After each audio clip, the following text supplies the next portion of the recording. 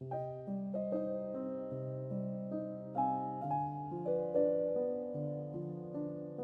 place the human on top of or outside nature, never within it.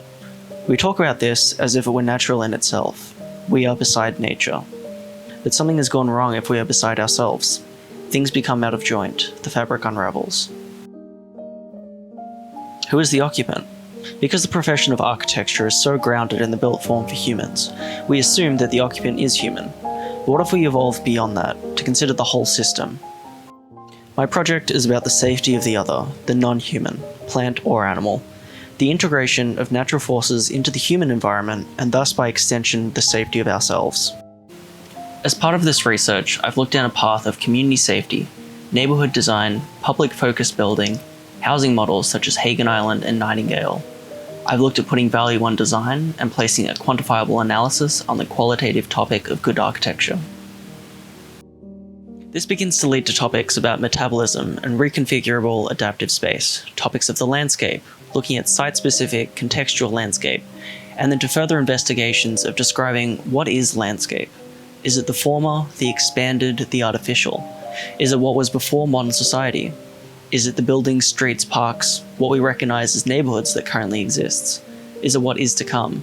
Is the void, the absence, a form of landscape? Or is it an unclear blend of all of these?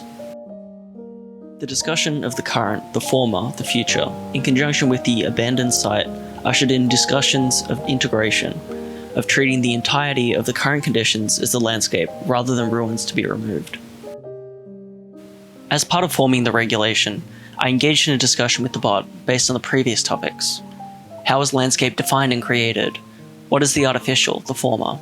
How will the site be terraformed? What does architecture look like within these topics of community, adaptation, landscape, rewilding?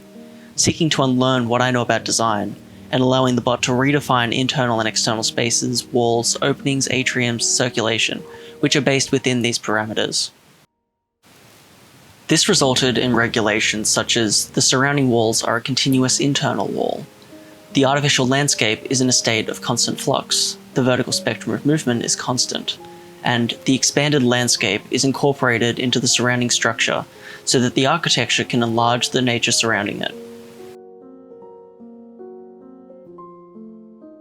Through the lens of architecture, this project examines and studies the division between the built environment and the natural order, and experiments towards finding a balance between these two opposing forces, looking at the combined inhabitants and what that level of interaction looks like.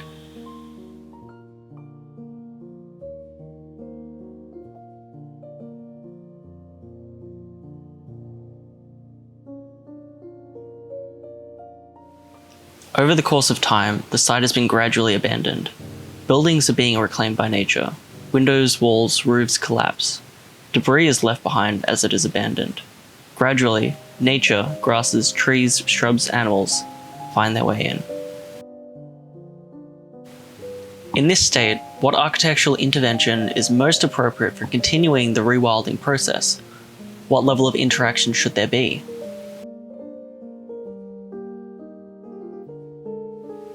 What does a new model for architecture designed to work in a rewild environment look like? Instead of tearing down, sculpting, and curating the landscape, the new being designed to complement and use what is already there, the new being designed to be incorporated and rewilded. My regulation attempts to create a framework towards reconciling the values we hold in architecture, whilst working with the landscape rather than against it.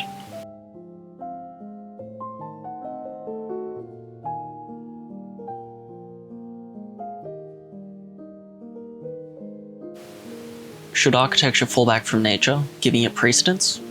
This model looks at decentralizing and dispersing the built environment, as well as giving back more land than it takes. The building serves as a continuation and enhancement of the landscape. The landscape, instead of being removed by the belt, is shifted upwards, creating a seamless transition over the form. The floor level is raised and open. An animal wall, bird box, as well as log piles are incorporated into the building structure to encourage biodiversity. The windows utilize cables as a growing frame to create screening and facade as the building itself is rewilded. Armature added to the front of the buildings encourages adaptation using timber sourced from the site. Interiors are open and adaptable, emphasizing the connection to the landscape, and thus can be utilized as any number of programs, housing, community centers, schools.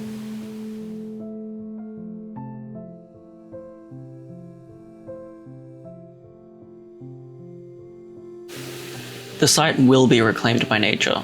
In these cases, there will be obstacles and dangers, and they will inevitably end up as part of the great landscape of nature. This model is a taller structure, which reduces its footprint, whilst incorporating itself within an abandoned building.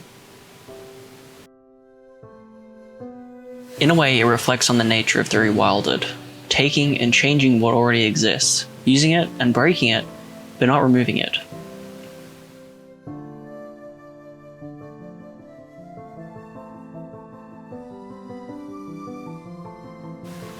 The veranda is reutilized as an entry condition through the form. The steel frame, which is displaced by the building, is reused as a continuation of growing fabric.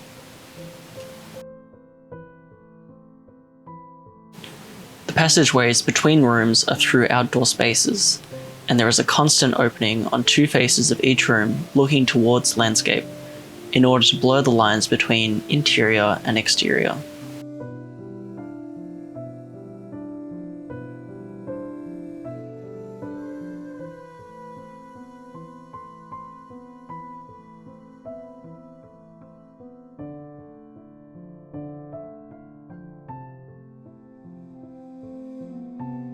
The former landscape is now a wasteland.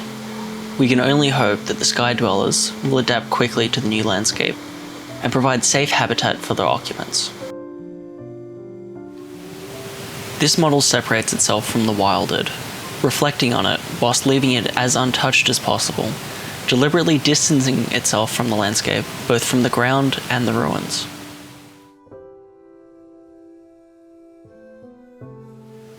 Through this, it allows the landscape to be rewilded without influence, and thus free of our obsession with controlling and curating. The inhabitable environment is placed high up on stilts, incorporating one continuous material as its form, structure, walls, and ceiling, creating a new, separated ground from the rewilded landscape.